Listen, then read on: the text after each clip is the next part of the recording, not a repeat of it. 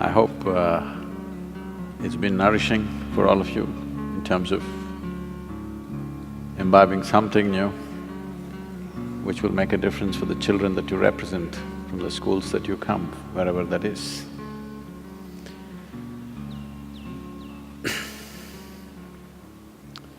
The fundamental idea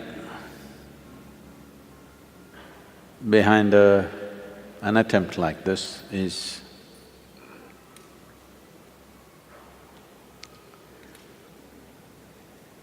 when anybody, if you perceive something new, if you learn something new, it's such a joy. But why is schooling such a pain? Somewhere, the way we're delivering it, we have not looked at it carefully enough. We have not put ourselves sufficiently into it. When I was supposed to go to school, I did everything possible not to go there. So when I thought of creating schools, I thought we must create schools in such a way that children want to go there. What is the point creating a school that a child doesn't want to go? So if we have to create schools that a child wants to go, I think the adults need to go to school first.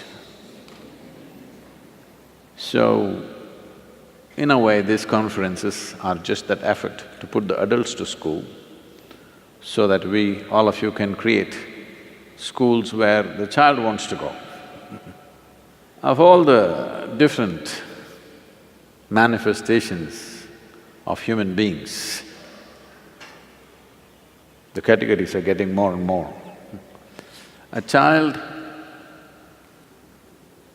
is the simplest and the easiest to make them happy and joyful.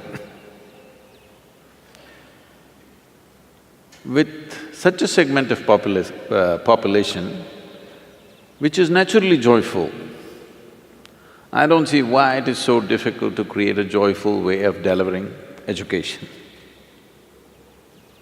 There is substantial scientific and medical evidence today that if you remain in a pleasant state of experience, that is when your body and your brain works at its best. Some studies are trying to establish that if you remain just one day, 24-hour segment in your entire life, one 24-hour segment, if you remain without a moment of unpleasantness within you, not a moment of agitation, anxiety, irritation, anger, nothing, just joyful.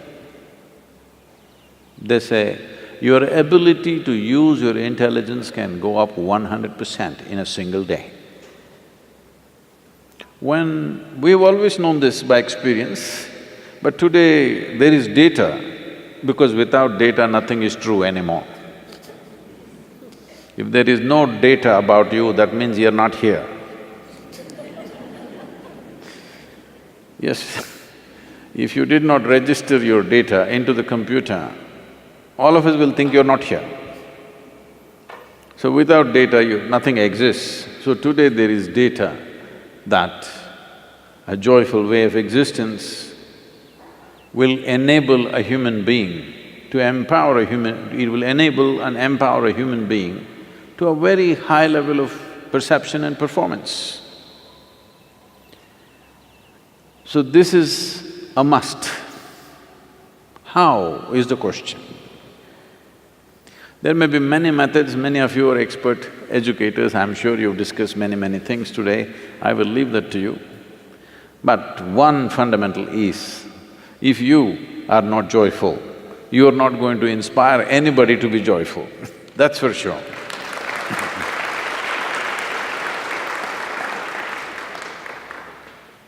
Why I should be telling you this? Because is there anybody here that you have not known a single moment of joy in your entire life? Is there any such person here? You cannot be. Because if you did not have a single moment of joy, you would be dead. You would have no reason to live. So you know how to be joyful. I'm sure right now if I ask you, would you like to be joyful or miserable in your life? Every one of you will say, I want to be joyful. So you know how to be joyful, you want to be joyful. So why do you need a guru to tell you? Yes, Sadhguru, I want to be joyful, but… To kick that butt, you need a guru.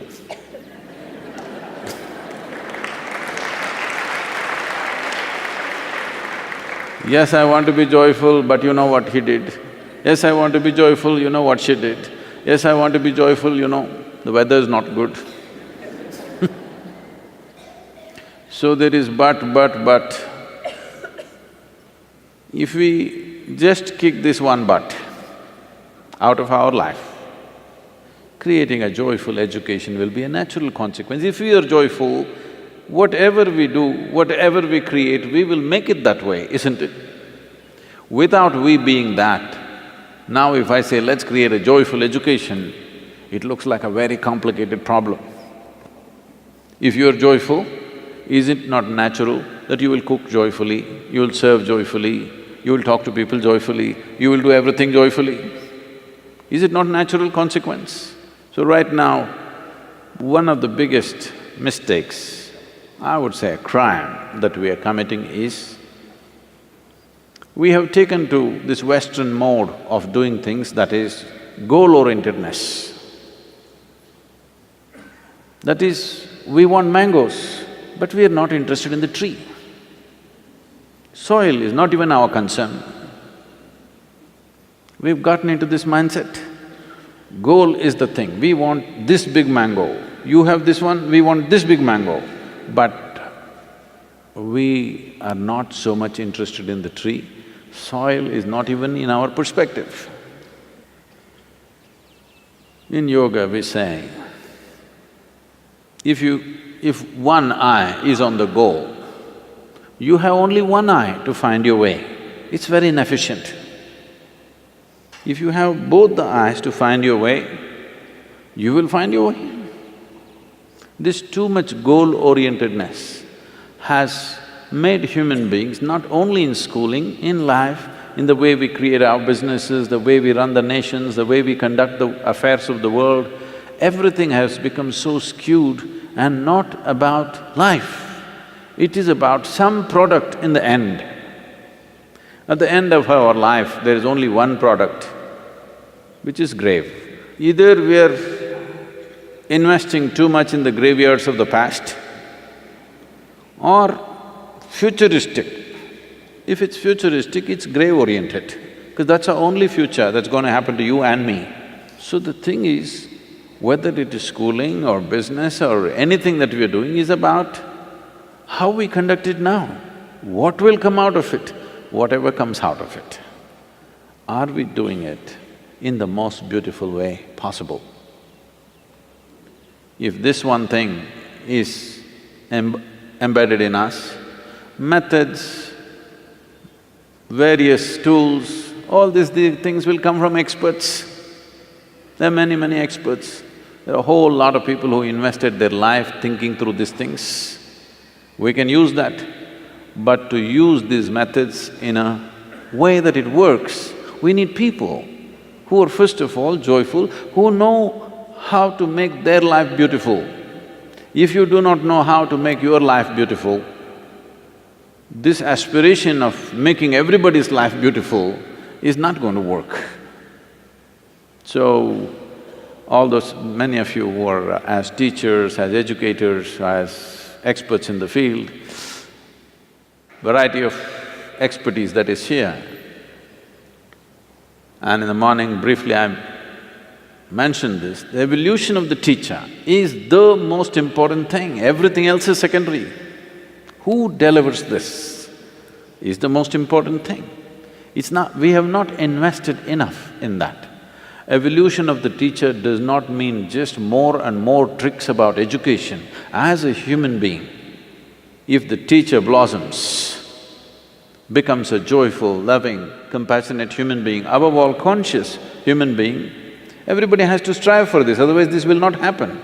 This is not something that will happen because you got a PhD. This is something that you have to work upon yourself. If this process is brought into the teachers, you must see the tradition of this country is this.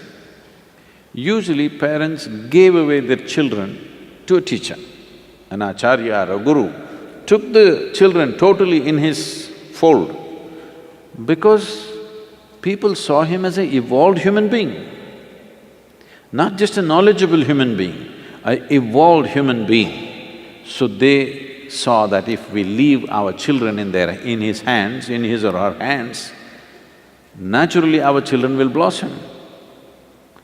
So this has to come. This may look like, oh, is this possible to train all the teachers? Why not, I'm asking.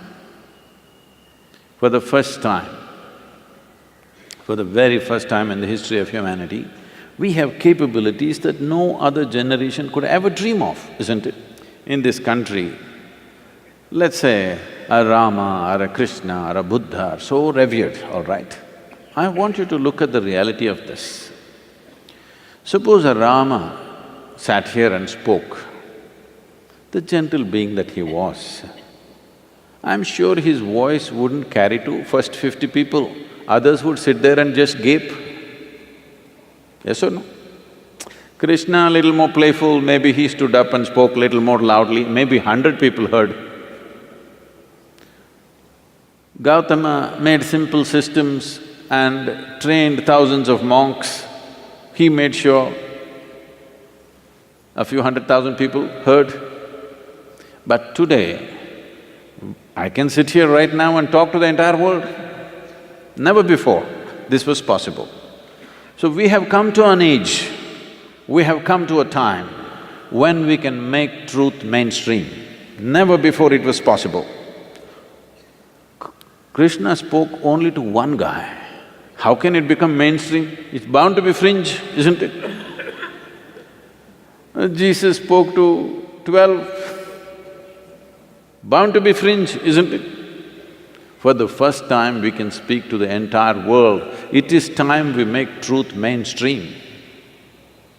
If truth becomes mainstream, truth means what really works. If I sit here, what will leave me in the highest state of experience is the truth of my existence, isn't it? If every human being knows what is the truth of their existence, that you can sit here in the best possible way a human being can be right now, you don't have to worry about tricks of education. In those hands, every little tool will become a powerful process. In this effort to make educators, teachers and others who are involved in children's education in this country or anywhere else, we want to offer these things to you, simple tools for transformation. Something that you can do with yourself which will leave you in a better place than you are right now. This must happen. It's my wish and my blessing that this must happen. The first question is from Ramesh Balasundaram, and he asks, are you open to the idea of replicating the Isha Vidya and Samskriti model with like-minded organizations to increase impact? There is nothing very unique about Isha Vidya. It is the dedication of the people which has made the difference. It's a simple school, but the people who are managing this, people who are teaching there, people who are doing everything around it, are highly dedicated people. It's the devotion of their hearts which makes it look different.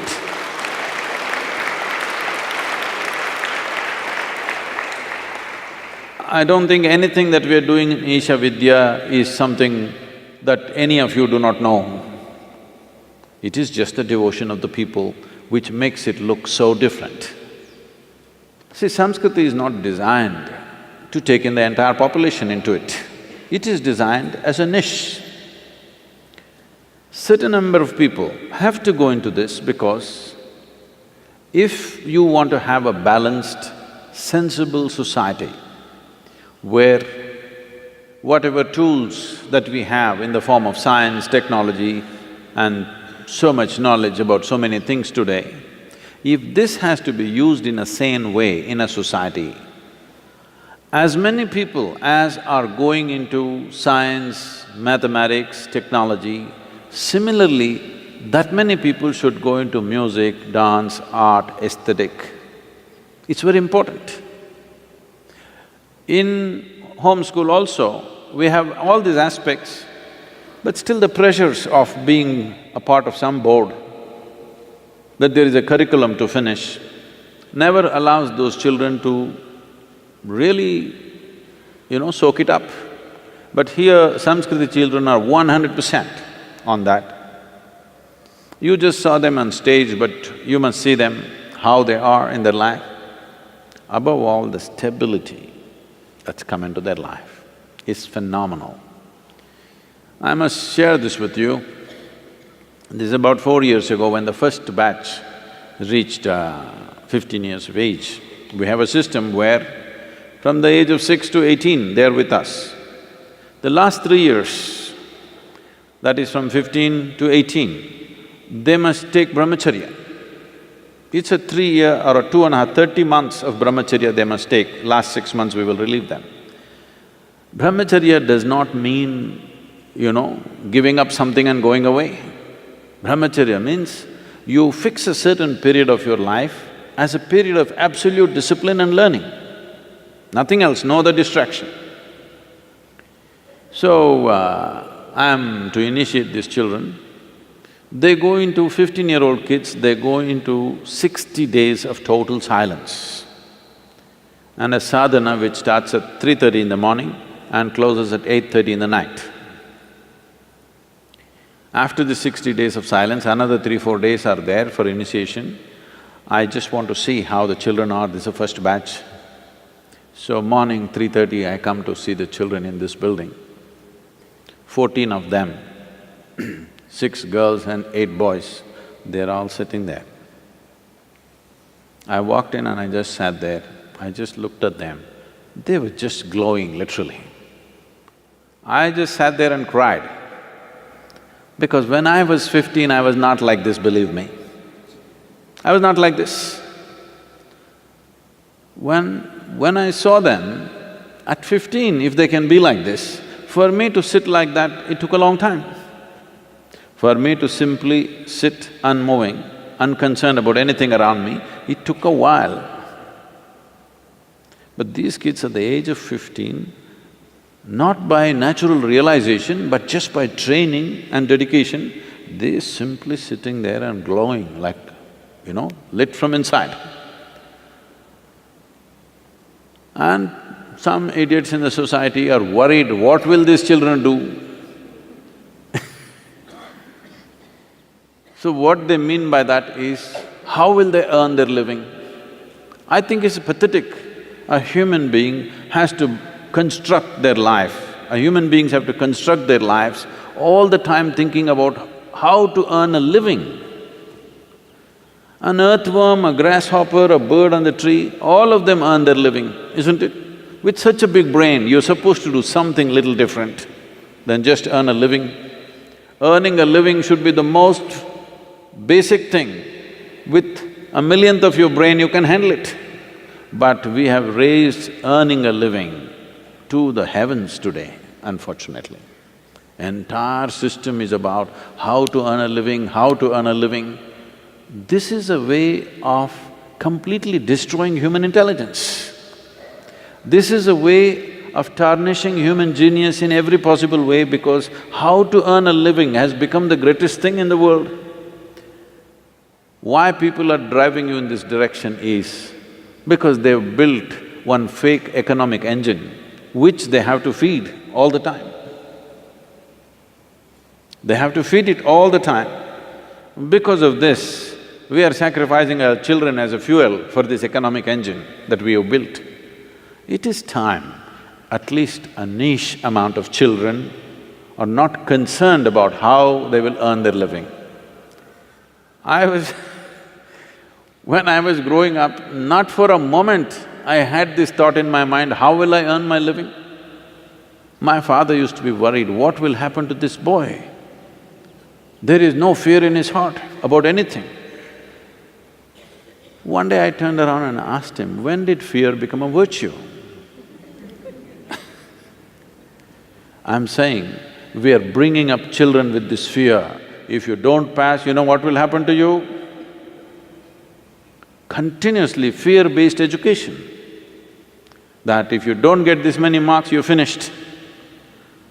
18,000 children in 2015 have committed suicide in our country. When our children commit suicide, we must know we are doing something fundamentally wrong. There's no question about it anymore, isn't it? Children are fresh life, exuberant life. If children have to take their own lives, there is no worse thing that can happen to your society. I'm asking you, is there a worse thing? Many of you are parents, is there a worse thing than this, that your child less than 12, 13 years of age committed suicide? Can you ever recover from that, I'm asking? This is the most horrible thing that can happen. And this is happening because in our country, 98 is pass mark. Okay Yes, even if you get 98, parents will ask, what happened to the other 2%? So we, as educators, if we are really responsible human beings, we need to turn this around. It's very, very important. And this is a crucial time. All these years, there has been a certain economic depravity in the society where they wouldn't listen to anything. Earning a living was everything. At least we are on a threshold of an economic possibility. This is the time to change the mentality of education. This is the time for the parents and the children to look at it little differently. So can Samskriti partner with other schools? If you want one of those disciplines to be taught, maybe we can look at it in the next few years. But you cannot transform a regular school like a Samskriti. It needs parental total, agreement with the parent that this is possible.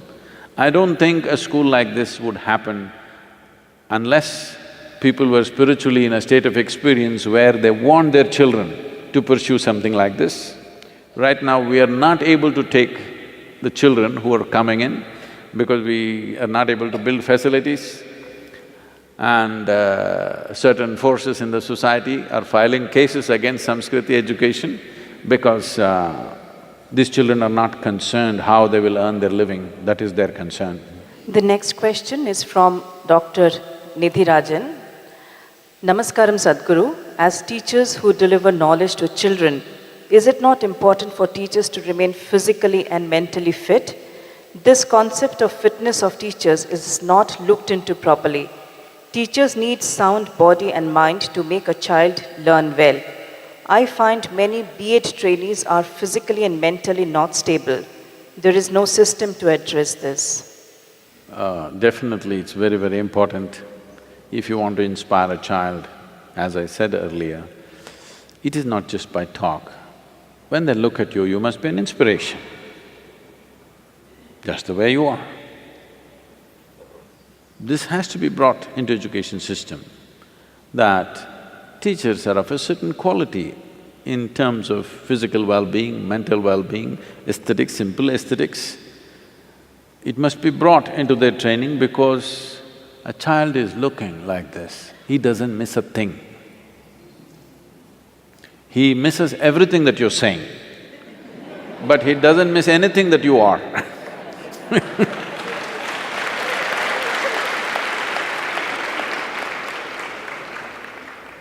So definitely it's a very important aspect. Unfortunately, it's not been done because generally that ethos is yet to be in the society itself, but we have to bring it.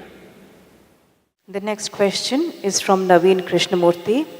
How important is spiritual and yogic thinking in school education? How to implement it? So when we use the word spiritual, the moment you utter this, everybody has their own misconception about what it could be. So let me put it in proper perspective. You must understand, the moment you refer to somebody as spiritual, the word seeker also goes with that. You are a spiritual seeker, you are not a spiritual believer. You are referred to as a believer if you adhere to a certain religion, but you are referred to as a seeker the moment you say, I'm spiritual. A student is a seeker, isn't it? A scientist is a seeker. A teacher must become a seeker, it's very important. So spiritual process in its essence is a must for education because they have to be active seekers. Whether it is physics or chemistry or biology or spirituality, essentially it is the seeking for the truth of the matter in that particular aspect of life, isn't it? What else is education? Education is about seeking truth. Maybe not the ultimate truth, but right now what we are looking at. We want to know the truth about it. We don't want to know some rubbish about it. We don't want to believe something about it. We want to know the truth about it. If you look in a microscope, we want to know the truth about an amoeba. We don't want to believe what an amoeba is. We want to know the truth about it. So, a student is a natural seeker. A spiritual process should bring that discipline into your student. See, not to believe anything, but at the same time not to become abusive and disrespectful of things around you takes a lot of discipline. I don't believe a thing that you say, but still to listen to you takes a certain amount of discipline and culturing. This culturing is a must for a student, that every human being should learn. I don't have to believe anything that you say, but I have the necessary regard, respect and inclusiveness to sit and listen or to raise a question and object. This is something that has to come into your society if human thought process has to rise to a different level. If you abuse people, people will get restricted. If you don't question them, they will get restricted. Questioning without abuse, questioning respectfully everything that happens around us is most important, and this is the fundamental of spiritual seeking. So spiritual process is a must for any genuine student, unless you're just trying to earn a living. When you say yoga, the previous question was about fitness. Above all, a capacity to stretch yourself beyond what is normally considered normal. Without yoga, when I say yoga, don't think a particular system of yoga, this, that. When we say yoga, it means union. In some way, without a certain amount of union happening between the teacher and the student, how can there be education, I'm asking? Education is yoga, isn't it? I know you're referring to physical yoga, should we bend the teachers and twist the teachers? We should. It'll keep them physically limbered up. I'm saying, this is true in the eyes of a child. This is true even in your eyes, it doesn't matter what is your age. If you look at somebody walking towards you, whether they're agile and come lightly like the breeze or they waddle around makes a difference for you or no? Your impression and your willingness to interact with that person, will it be different depending upon how their physical stature is? Definitely for a child it's important. Teachers must be put through a certain… Why yoga, why not some other exercise? Every other exercise largely, most of the time, needs equipment. This is a simple form. If you have a ground to stand on, you can do it.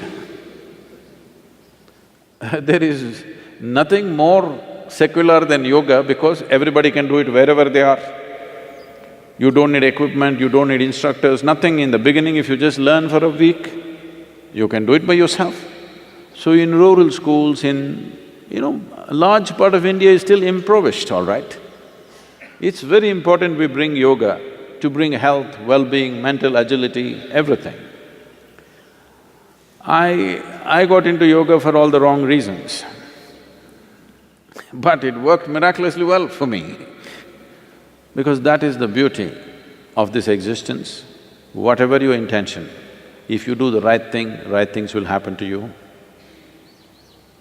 So, the science of yoga is about understanding the body and the mind and how we can get the best out of it, so that your body and your mind does not become an impediment, but they're wonderful stepping stones in your life.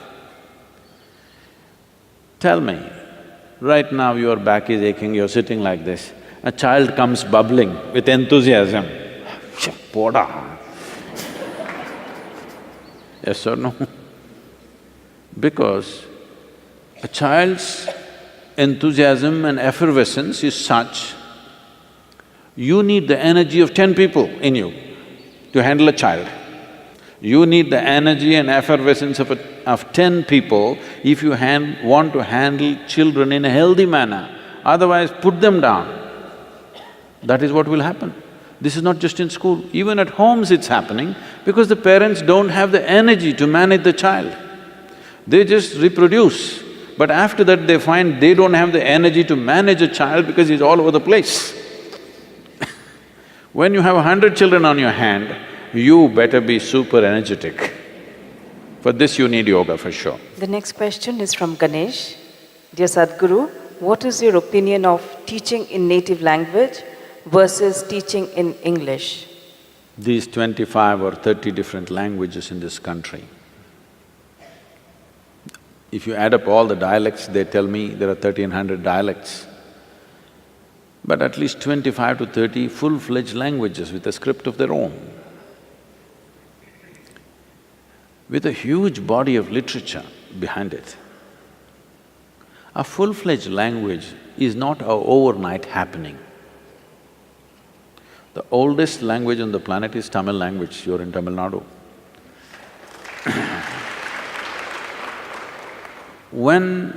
See, language is a very important part of human intelligence. Many linguists around the world have clearly recognized the power of language. Human ability to use language essentially is rooted in India. It's from here. The ability to use the language came to the rest of the world.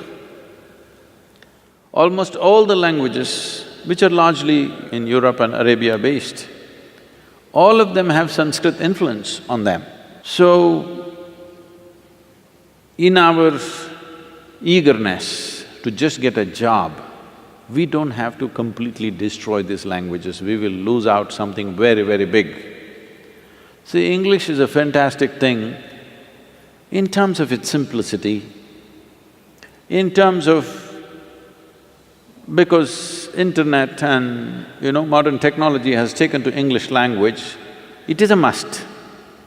Nobody can be against English anymore, you got to take it. Even if you don't like the British, you have to like the English language. It is part of our language now. One good thing we did, though many bad things happened during the British rule, one good thing is we absorbed the language. Today, many educated Indians can speak better English than most British can speak. It's a good thing, but at the same time, we should never kill these languages which have been there for thousands of years. Because the phonetic range that is there in Indian languages is such, it stimulates every aspect of who you are.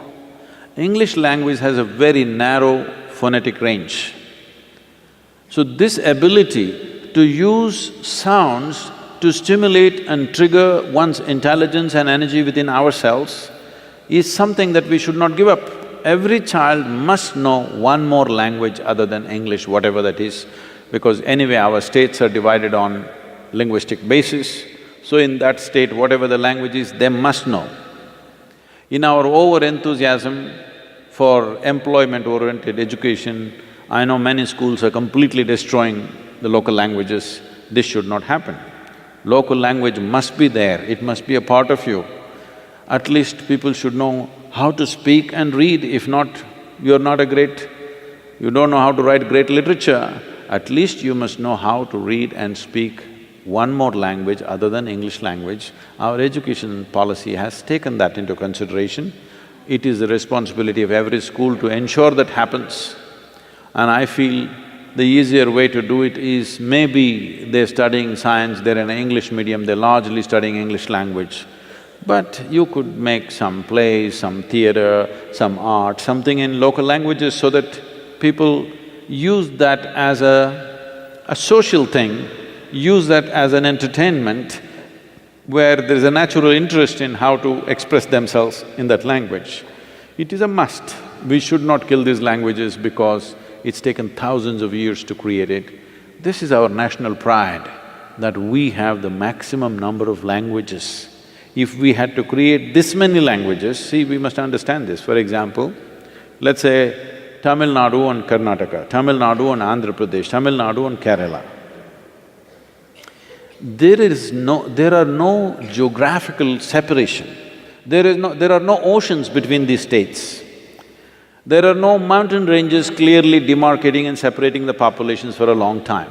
But though they lived here for thousands of years, they kept their language, these people kept their language. It's so beautiful.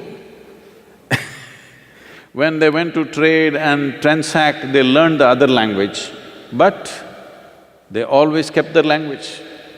But today, the new generations are losing their language so rapidly. It's very important, all of you, at least in your homes with your children and wherever possible, there must be a certain amount of time where we must use the local language. It's very important. We will regret this deeply after a couple of generations if we don't take care of it now. Because you can't bring back a language. You can kill it, but you can't breathe life into it, it's very difficult.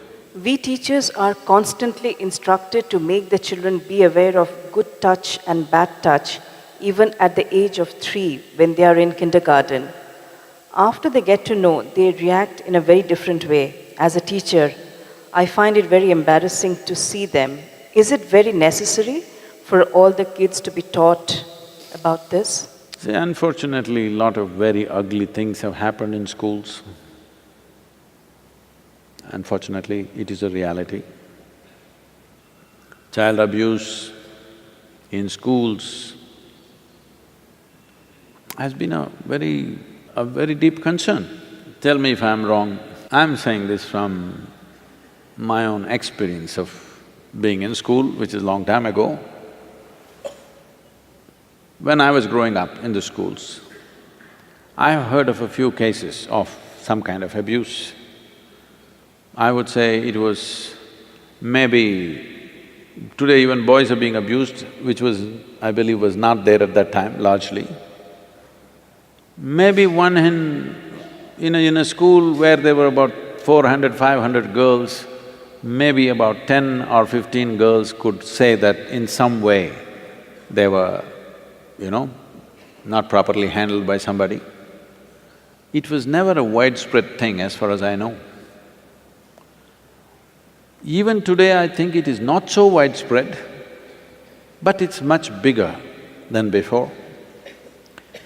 I think this compulsiveness growing like this, one important factor which has contributed to this sudden upsurge of this kind of things could be, I'm not an expert on this, but knowing human beings, could be because of advent of internet and pornography being freely available to everybody. These simple-minded people, when they watch these things, I think they're just going crazy. One drop of alcohol, that's it. They'll lose their control upon themselves and all kinds of things happening.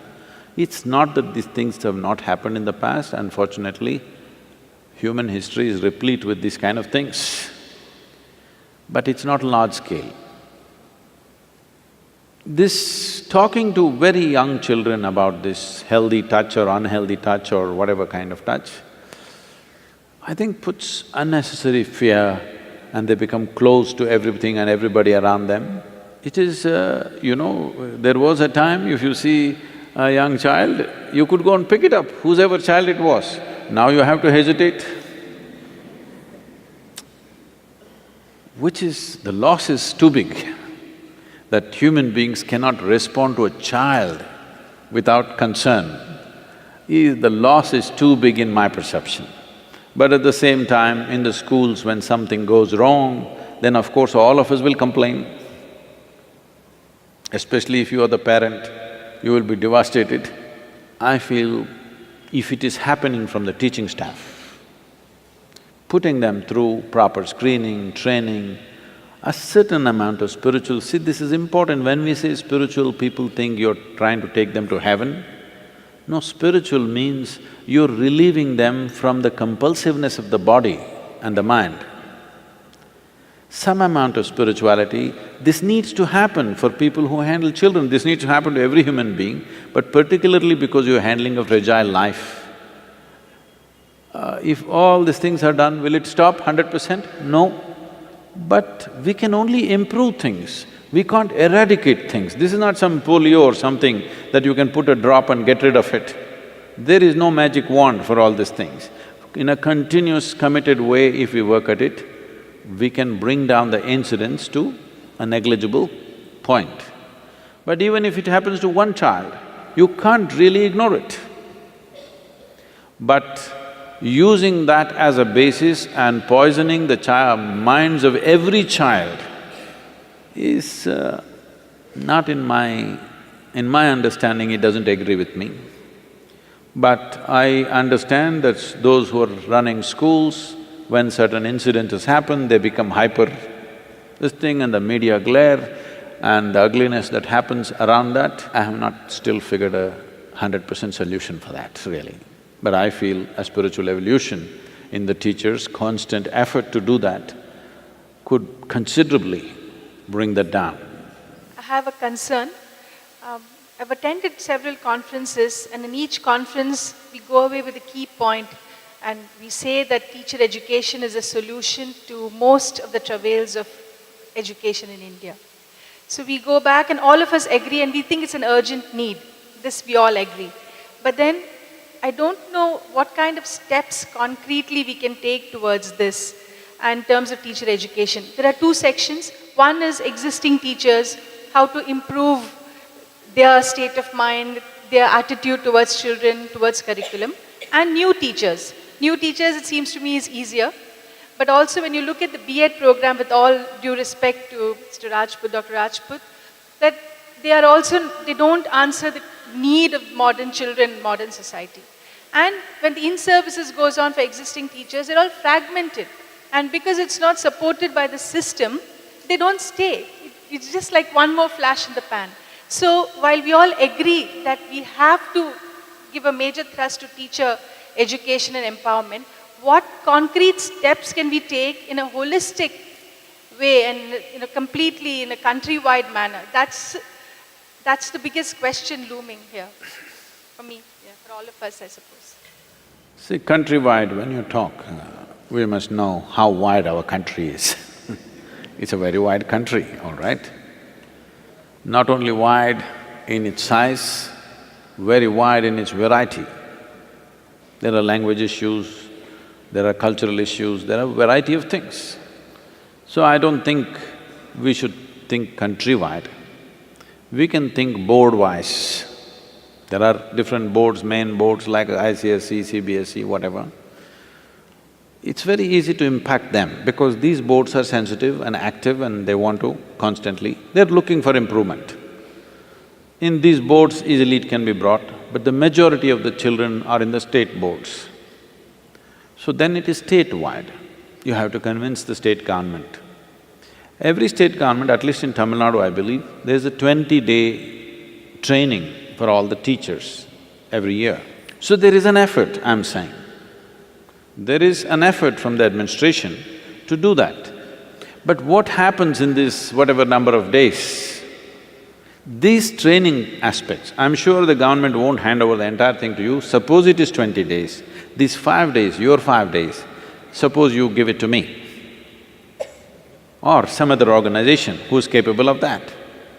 Now, at least a part of the training, an NGO which is competent to run that, which is committed to education, can run at least a part of it Government will not hand over everything because the education department has its own stuff. I don't want to get into administrative issues. But even a part of it, if an NGO conducts, you can improve the quality significantly. This could be a solution. To get the government apparatus to another level or another dimension of quality, that's a very aspirational, I would say. Efforts are there, but it's not going to happen overnight. It's too big a machine to make any decent change in a reasonable amount of time because it's too large a machine. So, some committed NGO, some university, somebody else could take up this training and at least offer a part of the training to this. In this we can include how to have the teacher physically, mentally fit, some meditativeness, some yoga, some various other aspects which will enhance their life, which will benefit them in some way. So the teachers are incentivized to come there. And also in United States, we are doing this with some of the schooling systems. They have credits. So how many credits a teacher earns, how many trainings a teacher has gone to, adds to their credits. If so many credits means adds up to their increments in their salary. These are policy decisions, we can't change them, but bringing an NGO or a university or a certain schooling system which is successfully functioning right now can take up a part of the training and make a difference. Namaskaram, Sadhguru. So, I'm saying that the idea of competition is so much ingrained in our minds, not even at the school level, but even at the postgraduate level or any aspect of our lives, that it creates a lot of unnecessary stress. So, what can be really done about this? If you're incompetent and you're in competition, you will feel stressed.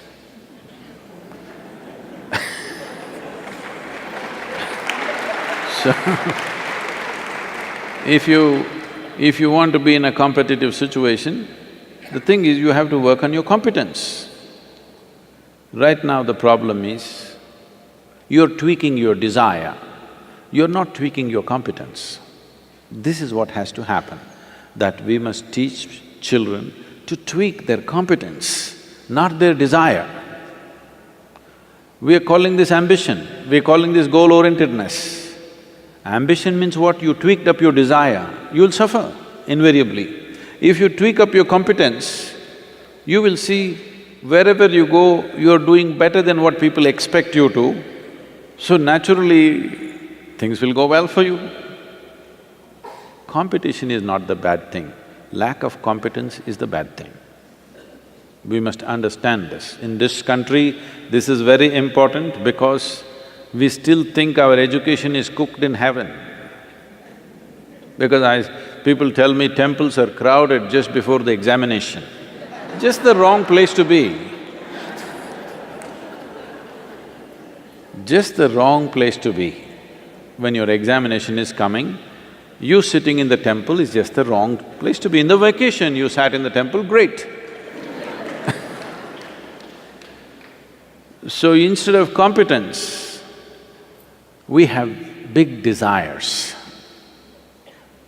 If you focus enough on enhancing your competence, you will see there is such joy in breaking limitations every day and becoming something better. You don't care a damn how somebody else is doing.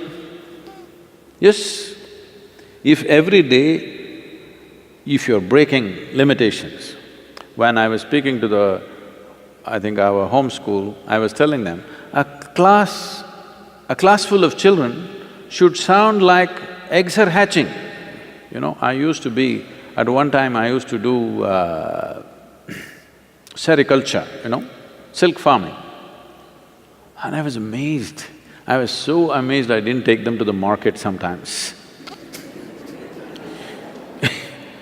Because if you just leave the cocoon long enough, if you don't take it to the market, you should see how it opens up. Like this it'll be making noise. Slowly they're opening it up. When 1,000,000 of them are trying to open, you go inside this room, it's going. This is how a school should sound. That every moment they're breaking their limitations.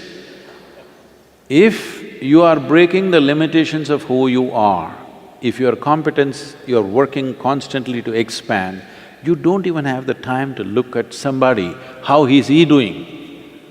Because this is such a great thing happening within you. So please focus on your competence. Competition, you don't bother. If you're good, you'll be on the top, otherwise you'll be somewhere. Namaskaram, Sadhguru. I'm glad you brought up the topic of natural resources. And if you look at education or even natural resources, especially in the rural sector, it comes directly under the purview of the government. And unfortunately, as you rightfully said, it's not easy to dent the system and get them to realize what is actually needed for the betterment of the nation. So in that case, what is it that we can actually do? Because as far as natural resources are concerned in the rural sector, there's a lot of encroachment that happens and nobody wants to touch that aspect, be it the bureaucracy, be it polity, because they're afraid of losing out on votes. If you speak of education and empowering the children as well as teachers, they don't want to venture in that space because they feel that if they empower them, then who's going to come to them? How will they retain their power? So how do we make that mind shift? And how can we who are here today and a lot of other people working in that field can come together to ensure that we can drive our leadership towards a direction which is needed for the betterment of the nation? There is a serious resource crunch on all levels. The fundamental problem is, in 1947, when we got our independence, we were 33 crores of people. Today we are 125 crores of people. That's a 400% increase in 70 years. So naturally there will be resource crunch, you can never create. Nobody is growing at 400%, isn't it? So you can't grow anything at 400%, so obviously everybody will have less and less as time goes by. But of course there are fertility clinics running busy in Chennai and everywhere. That's another matter. Another important aspect is, this is the bane of democracy. I mean, I'm not saying we should leave democracy and go elsewhere, there's no other option, we have to stick to it and see how to make them responsible. But when you give somebody just a 5-year mandate, in that last 1 year goes in election. In between, of course, there are 3 states election, that another 1 year goes. So after all, you're giving him a 3.5 year mandate. When somebody has only 3.5 year commitment to what they want to do, none of the long-term goals will be taken into consideration. Only short-term goals will be taken into consideration, it's a natural outcome of that. There was a time then where a king ruled for 25 years or 30 years. Now in his time, whether that kingdom prospered or went down, people could make a judgment. In 3.5–4 years, making that judgment itself is not fair. A nation of this size, how can any man, even if a Superman comes, how can you turn everything around and make everything beautiful and wonderful in 3.5 years' time? 125 crore people, diverse people. I'm saying, it is a dichotomy in which we are.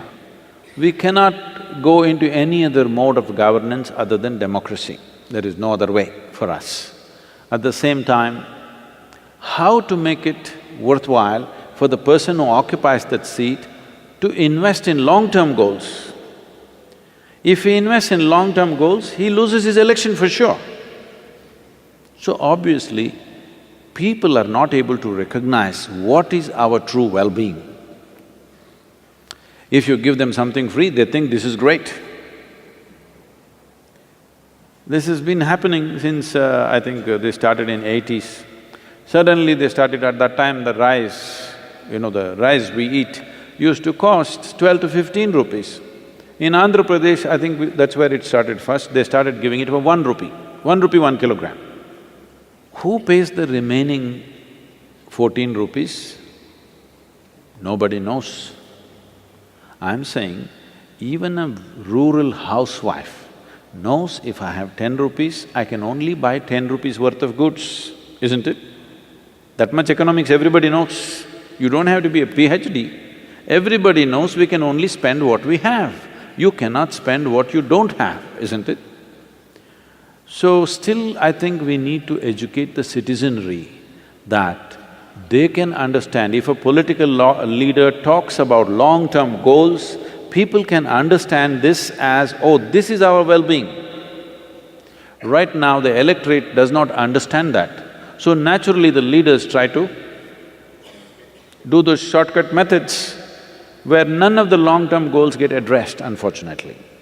So ecology, education, all these things are back burners because they won't win you votes. After all, a democratically elected leader is always thinking about votes, you can't blame him. You can't blame him, isn't it?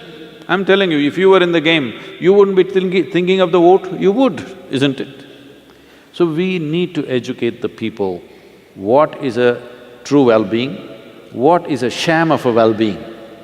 This must come to the hearts of people, then they will also have the opportunity to focus on long-term goals. Any long-term goal means, whether it's an individual life or the life of a nation, any long-term goals means short-term sacrifice. We must understand this, always.